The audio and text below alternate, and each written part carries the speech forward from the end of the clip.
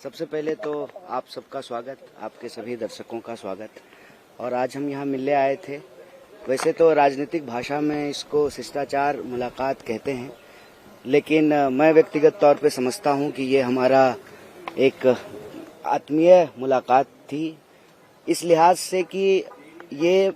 देश में जो परिस्थिति है अभी, जिस तरह से तानाशाही चल रही है, किसी को भी पकड़ करके बिला वजह जेल में बंद कर देना, इस तानाशाही के खिलाफ हम लोग पिछले कई सालों से लड़ रहे हैं और तानाशाही के खिलाफ इस लड़ाई में हम सब एकजुट हैं।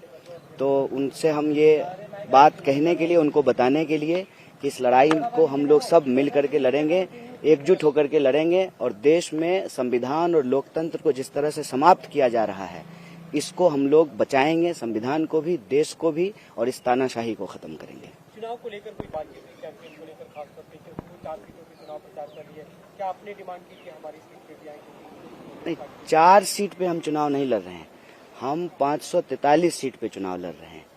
हम इंडिया अलायंस के सब लोग जो है घटक दल हैं और ये अलायंस पूरी तरह से एकजुट है। दिल्ली की भी 7 सीट पे चुनाव लड़ रहे हैं। तो जो भी हम लोग रणनीति बना रहे हैं वो किसी एक प्रत्याशी के लिए या एक पार्टी के लिए नहीं बना रहे हैं, वो दिल्ली के लिए बना रहे हैं, दिल्ली के लोगों के लिए बना रहे हैं, क्योंकि ये दिल्ली के लोगों के आत्मसम्मान का सवाल है। किसी को, एक व्यक्ति को सांसद बनाने का सवाल नहीं है, किसी एक व्यक्ति को प्रधानमंत्री बनाने का सवाल नहीं है, एक पार्टी की सरकार बनाने का सवाल नहीं है। सवाल है कि दिल्ली के लोगों को जिस तरह से अपमानित किया जा रहा है, जिस तरह से दिल्ली में तानाशाही चल रही है, जिस तरह से सीएम साहब को पकड़ करके जेल में डाल दिया गया है, इस तानाशाही के खिलाफ और दिल्ली के अधिकारों पे जो रोज बरोज हमले हुए, जिस तरह से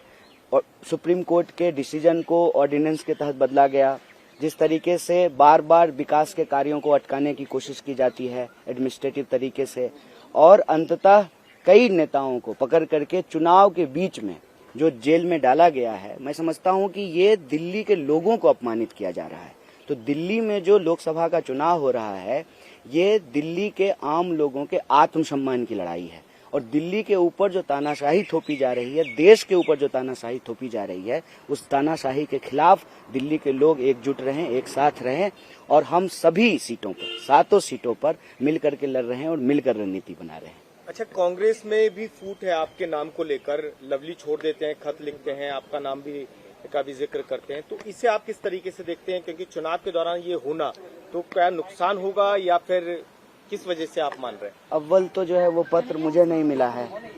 अव्वल वो पत्र तो मुझे नहीं मिला है, ना मैंने वो पत्र पढ़ा है। और आपको मालूम है कि देश भर में बीजेपी जो कर रही है वो ज्यादा खतरनाक है। रादर देन कांग्रेस के किसी पार्टी के नेता ने इस्तीफा दे दिया, उससे ज्यादा खतरनाक चीजें देश में हो रही है। हमने देखा कि सूरत में क्या हुआ, हमने देखा कि इंदौर में क्या हुआ, हमने देखा कि खजुराहो में क्या हुआ। मैं तो दिल्ली के लोगों को भी कह रहा हूँ कि आप सौभाग्यशाली हैं, आपके पास मौका है कि आप वोट दे पा रहे हैं, आपके प्रत्याशी टिके हुए हैं, तो आप वोट दीजिए, क्योंकि आपको जो ये वोट देने का अधिकार मिला है ये आपके पास रहेगा कि नहीं रहेगा, पूरे देश की सूरत जो है वो सूरत जैसी बन जाएगी, इस पर विचार करना चाहिए और इस पर चर्चा करना चाहिए। चुनाव के दौरान पार्टी के भीतर प्रत्याशी को लेकर के या किसी नेता का इस्तीफा होना ये कोई नई बात नहीं है। नई बात ये है कि प्रत्याशियों को डरा के धमका के बिठा देना, प्रत्याशियों को अपने साथ मिला लेना और चुनाव ही नहीं होने देना, ये ज्यादा खतरनाक बात है। अभी तारीख तय नहीं है, तारीख तय होगी तो आप लोगों को सूचित करेंगे।